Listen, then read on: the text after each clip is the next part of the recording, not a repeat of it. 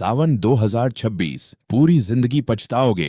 शिव पूजा में न करें ये 5 बड़ी भूल। क्या आपने कभी सोचा है कि आप सालों से सावन के सोमवार का व्रत कर रहे हैं, हर दिन शिवलिंग पर जल भी चढ़ा रहे हैं, लेकिन फिर भी घर में दरिद्रता क्यों बनी हुई है? कर्जा है कि उतरने का नाम नहीं ले रहा, व्यापार में लगातार घाटा हो रहा है, घर में कोई न कोई हमेशा बीमार रहता है, बेटे या बेटी का विवाह नहीं हो पा रहा है। आप रोते हैं, महादेव से प्रार्थना करते हैं, लेकिन ऐसा लगता है जैसे आपकी पुकार कैलाश तक पहुंच ही नहीं रही है। महाराज, जरा विचार कीजिएगा। भगवान शिव तो भोलेनाथ हैं, वो तो एक लोटा जल से ही प्रसन्न हो जाते हैं। फिर ऐसा क्या है जो आपकी पूजा का फल आपको नहीं मिल रहा? कहीं ऐसा तो नहीं कि अनजाने में, नासमझी में आप सावन के इस पवित्र महीने में कोई ऐसी भयंकर गलती कर रहे हैं जिससे महादेव प्रसन्न होने के बजाय रुष्ट हो रहे हैं? शिव महापुराण कहती है कि सावन का महीना महादेव का हृदय है। इस महीने में की गई एक छोटी सी अच्छाई आपको रंग से राजा बना सकती है, लेकिन इस महीने में की गई एक छोटी सी गलती, शिव पूजा में हुई एक छोटी सी चूक आपके पूरे परिवार को जन्म जन्मांतर के लिए दरिद्रता के दलदल में धकेल सकती है।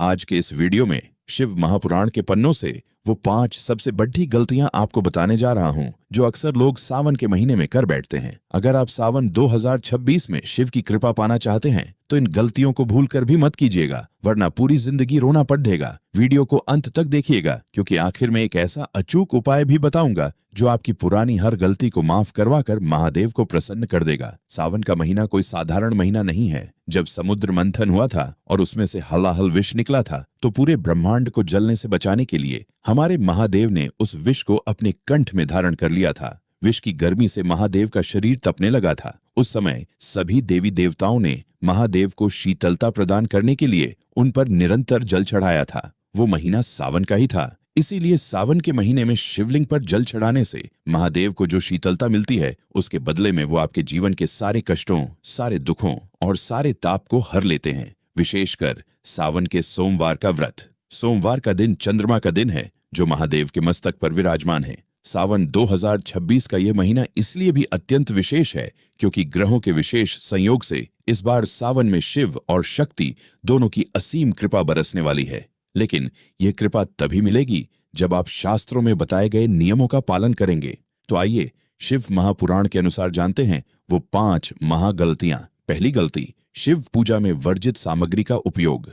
कई बार अज्ञानता के कारण लोग शिवलिंग पर ऐसी चीजें चढ़ा देते हैं जो शास्त्रों में पूरी तरह से वर्जित हैं। शिव महापुराण की विद्येश्वर संहिता में स्पष्ट लिखा है कि शिवलिंग पर कभी भी कुमकुम, सिंदूर या हल्दी नहीं चढ़ानी चाहिए। महाराज, शिवलिंग पुरुषार्थ का प्रतीक है। हल्दी और सिंदूर स्त्रियों के श्रृंगार का हिस्सा है। इसे देवी पार्वती को चढ़ाया जाता है, शिवलिंग पर नहीं। यदि आप शिवलिंग पर हल्दी या कुमकुम चढ़ाते हैं तो इससे आपका सौभाग्य दुर्भाग्य में बदल सकता है। इसके अलावा भूल कर भी तुलसी का पत्ता शिवलिंग पर मत चढ़ाइएगा। जालंधर की कथा आपको याद होगी, जिसके कारण तुलसी ने भगवान शिव को अपनी पूजा से वंचित कर दिया था। और केतकी का फूल, ब्रह्मा जी के झूठ में साथ देने के कारण महादेव ने केतकी के फूल को अपनी पूजा से हमेशा के लिए श्रापित कर दिया था। इसीलिए एक लोटा जल और एक बेल पत्र ही काफी है। गलत चीजें चढ़ाकर पाप के भागीदार न बने।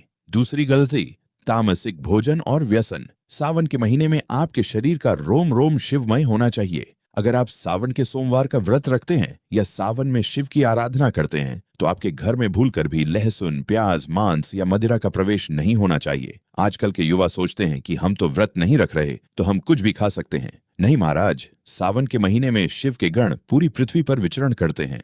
जिस घर में तामसिक भोजन बनता है, जहाँ मदिरा का सेवन होता है, उस घर की चौखट से शिव की कृपा हमेशा के लिए वापस लौट जाती है। वहां दरिद्रता और बीमारियां अपना परमानेंट डेरा डाल लेती हैं। शरीर को मंदिर मानिए, इसे श्मशान मत बनाइए। तीसरी गलती, काले रंग के वस्त्र पहनकर शिव पूजा करना। जब आप मंदिर जाते हैं तो आपके वस्त्रों का रंग आपकी ऊर्जा को दर्शाता है। काला रंग नकारात्मकता और अंधकार का प्रतीक है। भगवान शिव वैरागी हैं, उन्हें सादगी पसंद है। सावन के महीने में काले कपड़े पहनकर शिवलिंग को स्पर्श करना या जल चढ़ाना शिव महापुराण में वर्जित माना गया है। आप हरे रंग के कपड़े पहनिए, सफेद पहनिए, पीला या लाल पहनिए। हरा रंग प्रकृति का रंग है जो महादेव को अत्यंत प्रिय है। काले वस्त्र पहनकर की गई पूजा का फल कभी भी पूर्ण रूप से प्राप्त नहीं होता। चौथी गलती, घर के बुजुर्गों, स्त्रियों का अपमान और क्रोध करना।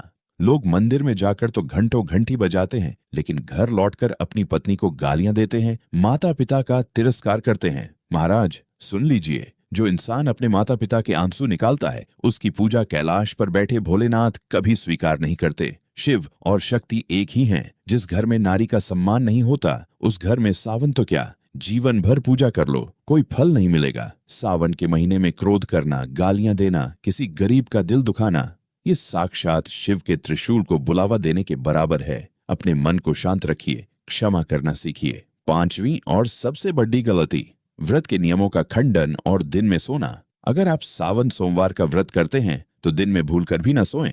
शास्त्रों में लिखा है कि व्रत के दिन सोने से व्रत का फल नष्ट हो जाता है और शरीर में रोग उत्पन्न होते हैं। इसके अलावा प्रदोष काल की पूजा को छौधना सबसे बड़ी भूल है। शाम का समय जब सूर्य अस्त हो रहा होता है और रात्रि आ रही होती है, उस प्रदोष काल में ही महादेव सबसे अधिक प्रसन्न मुद्रा में होते हैं। सुबह की पूजा के साथ साथ सावन के हर दिन शाम को घर के मुख्य द्वार पर एक घी का दीपक जरूर जलाएं। अगर आप शाम को दीपक नहीं जलाते हैं तो आपकी पूजा अधूरी रह जाती है। अब आप सोच रहे होंगे कि व्रत और पूजा का इतना कड़े नियम क्यों है, इसका फल क्या मिलता है? आइए शिव महापुराण की एक बहुत ही सुंदर और सत्य कथा आपको सुनाता हूँ, जो आपको बताएगी कि सही विधि से किया गया सावन सोमवार का व्रत इंसान की तकदीर कैसे बदल देता है। प्राचीन काल में एक बहुत ही धनी साहूकार था। उसके पास धन दौलत, हीरे जवाहरात, किसी भी चीज की कमी नहीं थी, लेकिन उसके जीवन में एक बहुत बड़ा दुख था। उसकी कोई संतान नहीं थी। संतान न होने के कारण साहूकार और उसकी पत्नी दोनों हर समय रोते रहते थे। साहूकार बहुत बद्धा शिव भक्त था। वह हर सोमवार को पूरे नियम और निष्ठा के साथ भगवान शिव और माता पार्वती की पूजा करता था। सावन का महीना आता तो वह बिना कोई गलती किए पूरी शुद्धता के साथ शिवलिंग का अभिषेक करता था। साहूकार की इस असीम और सच्ची भक्ति को देखकर एक दिन माता पार्वती का हृदय पसीज गया। माता पार्वती ने भगवान शिव से कहा, हे प्राणनाथ, ये साहूकार आपका परम भक्त है। ये कभी आपकी पूजा में कोई भूल नहीं करता। आप इसके दुख को दूर क्यों नहीं करते? महादेव ने मुस्कुराकर कहा, हे गौरी, मृत्यु लोक में हर प्राणी को उसके कर्मों का फल मिलता है। इसके भाग्य में संतान का योग नहीं है। लेकिन माता पार्वती की जिद के आगे महादेव को झुकना पड़ा। महादेव ने साहूकार को पुत्र प्राप्ति का वरदान तो दे दिया, लेकिन साथ ही एक शर्त रख दी। महादेव ने कहा, इस बालक की आयु केवल 12 वर्ष होगी। 12 साल के बाद इसकी मृत्यु हो जाएगी। साहूकार को जब पुत्र रत्न की प्राप्ति हुई तो पूरा नगर खुशियां मना रहा था, लेकिन साहूकार के मन में एक गहरा दुख था। उसने किसी को यह बात नहीं बताई। उसने अपने व्रत नहीं छोड़ दे। उसने सावन सोमवार के व्रत और भी अधिक निष्ठा से करने शुरू कर दिए। न उसने कभी क्रोध किया, न घर में किसी का अपमान किया। हर नियम का पालन किया। जब बालक 11 वर्ष का हुआ तो साहूकार ने उसे उसके मामा के साथ काशी विद्या ग्रहण करने के लिए भेज दिया। मामा और भांजा दोनों रास्ते में जहां भी रुकते वहां ब्राह्मणों को भोजन कराते और शिव पूजा करते हुए जाते थे। रास्ते में एक नगर पड्डा था जहां एक राजकुमारी का विवाह हो रहा था, लेकिन जिस राजकुमार से उसका विवाह हो रहा था वह एक आंख से काना था। राजकुमार के पिता ने साहूकार के सुंदर पुत्र को देखा और धोखे से उसे दूल्हा बनाकर राजकुमारी से विवाह करवा दिया। साहूकार का पुत्र बहुत ही सच्चा इंसान था। उसने विदा होने से पहले राजकुमारी की चुन्नी पर लिख दिया कि तुम्हारा विवाह तो मुझसे हुआ है, लेकिन तुम्हें भेजा उस काने राजकुमार के साथ जा रहा है। मैं तो काशी पढ़ने जा रहा हूँ। राजकुमारी ने जब यह पढ़ा तो उसने विदा होने से इनकार कर दिया। इधर साहूकार का बेटा काशी पहुंच गया। समय बीतता गया और वह दिन आ ही गया जिसका डर था। बालक के 12 वर्ष पूरे हो गए। उस दिन बालक ने अपने मामा से कहा, मामा जी, आज मेरे सीने में बहुत दर्द हो रहा है। मामा ने उसे अंदर सुला दिया।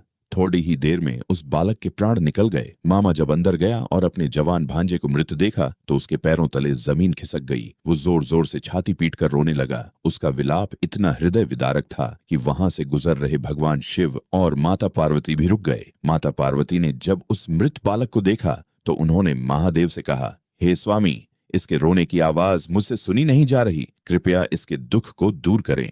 जब महादेव ने पास जाकर देखा तो मुस्कुरा दिए। उन्होंने कहा, पार्वती, यह तो उसी साहूकार का पुत्र है जिसे मैंने 12 वर्ष की आयु का वरदान दिया था। इसकी आयु पूरी हो चुकी है। लेकिन माता पार्वती ने हाथ जोड़कर कहा, हे महादेव, उस साहूकार ने जीवन भर बिना कोई गलती किए सावन के सोमवार के व्रत किए हैं। उसने हर नियम का पालन किया है।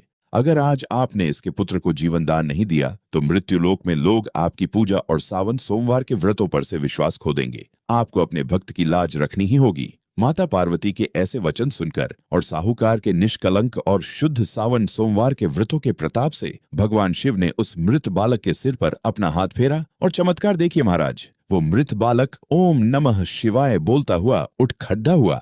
जैसे ही वो जीवित हुआ, देवलोक से पुष्प वर्षा होने लगी। शिक्षा क्या मिलती है? शिक्षा ये है महाराज कि अगर आप सावन के सोमवार का व्रत बिना कोई गलती किए, बिना किसी का दिल दुखाए, पूरी शुद्धता के साथ करते हैं तो महादेव आपके मरे हुए भाग्य को भी जीवित कर सकते हैं। मृत्यु को भी टालने की ताकत सावन के सोमवार में है। बस शर्त इतनी है कि आपकी पूजा में वो 5 गलतियां नहीं होनी चाहिए जो मैंने आपको बताई। अब जैसा कि मैंने आपसे शुरुआत में वादा किया था कि मैं आपको एक ऐसा अचूक उपाय बताऊंगा जो आपकी पुरानी हर गलती को माफ करवा देगा।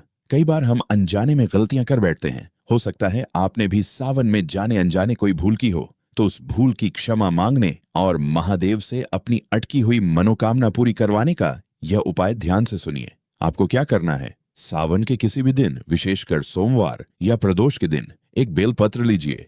बेलपत्र कहीं से कटा फटा नहीं होना चाहिए, एकदम साफ और सुंदर बेलपत्र। अब उस बेलपत्र की जो बीच वाली बड्ढी पत्ती है, उस पर शुद्ध शहद हनी लगाइए। उंगली से अच्छी तरह से उस पूरी बीच वाली पत्ती पर शहद का लेप कर दीजिए। अब उस शहद लगी हुई पत्ती पर पीले चंदन से एक छोटी सी बिंदी लगा दीजिए। इसके बाद इस बेल पत्र को अपनी हथेली पर रखिए, अपनी आंखें बंद कीजिए। महादेव का एक बहुत ही सुंदर नाम है कुंदकेश्वर। महादेव का नाम लेकर अपनी जो भी भूल है उसकी माफी मांगिए और अपनी जो भी मनोकामना है, चाहे वो कर्जा मुक्ति की हो, बीमारी की हो या विवाह की हो, उसे मन ही मन बोलिए और फिर उस बेलपत्र को ले जाकर शिवलिंग पर इस तरह चिपका दीजिए कि शहद वाली पत्ती शिवलिंग को स्पर्श करे और बेलपत्र की डंडी का मुख माता अशोक सुंदरी यानी जल बहने वाली जगह की तरफ हो। महाराज, शिव महापुराण गवाह है कि जो व्यक्ति कुंदकेश्वर महादेव का नाम लेकर यह शहद और चंदन लगा बेलपत्र शिवलिंग पर अर्पित कर देता है, महादेव उसकी हर गलती को माफ कर देते हैं और उसकी जो भी अर्जी होती है उसे मात्र 3 महीने के अंदर अंदर स्वीकार कर लेते हैं। आपका अटका हुआ काम ऐसा दौड़ेगा कि आप खुद हैरान रह जाएंगे। सावन का यह महीना सिर्फ उपवास रखने का नहीं है, यह अपने भीतर के विकारों को खत्म करने का महीना है। क्रोध, लोभ, मोह और अहंकार का त्याग कीजिए। सावन 2026 में शिव की भक्ति में ऐसे डूब जाइए कि महादेव को खुद कैलाश से उतरकर आपके घर आना पड़ जाए। अगर आपको शिव महापुराण की यह कथा और यह उपाय समझ में आया हो और आपके हृदय में भी शिव के लिए प्रेम जागा हो, तो इस वीडियो को अपने परिवार और दोस्तों के साथ जरूर शेयर कीजिएगा ताकि वो भी ये 5 गलतियां करने से बच सकें और शिव की कृपा प्राप्त कर सकें। कमेंट बॉक्स में अपनी हाजिरी जरूर लगाइएगा और पूरे भाव के साथ लिखिएगा हर हर महादेव या श्री शिवाय नमस्तुभ्यं। हमारे इस चैनल को सब्सक्राइब करना मत भूलिएगा ताकि शिव महापुराण के ऐसे ही अचूक और रहस्यमयी उपाय आप तक सबसे पहले पहुंच सकें। बाबा विश्वनाथ आप पर और आपके पूरे परिवार पर अपनी कृपा दृष्टि हमेशा बनाए रखें। श्री शिवाय नमस्तुभ्यं। हर हर महादेव।